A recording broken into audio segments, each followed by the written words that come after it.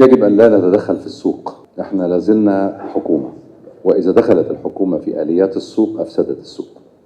سيادتك عارف ده أساس حماية المستهلك وأساس المنافسة العادلة والحاجات اللي زي كده. فالحقيقة أنا لا مع وضع حد أدنى ولا مع وضع حد أقصى.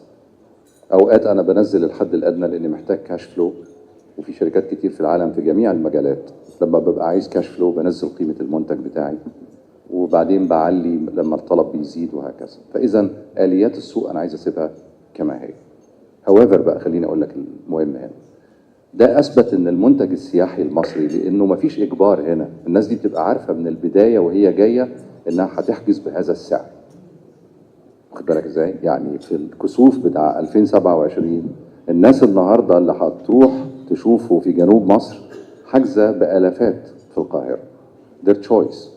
هم مش مضروبين على ايديهم، هم عايزين يجوا يشوفوا الظاهرة دي موجودة في مصر، وهيقعدوا في القاهرة وينزلوا يشوفوها ويرجعوا تاني، لان هناك يعني الدنيا بقت فل خلاص، وهيرجعوا تاني وبيدفعوا هذه المبالغ willingly.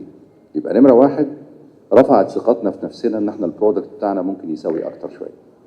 اتنين، سبندنج كويس قوي بالنسبه للناس داخل مصر، وبتجيب كاتيجوري تاني من السائحين اللي احنا كنا دايما نتكلم عليهم. احنا كنا دايما بنقول ان مصر شغاله، مع ان على فكره معدل الانفاق بتاع السائحين في مصر ليس بعيدا عن تركيا وليس بعيدا عن الدول المنافسه لينا، احنا قريبين منهم جدا جدا.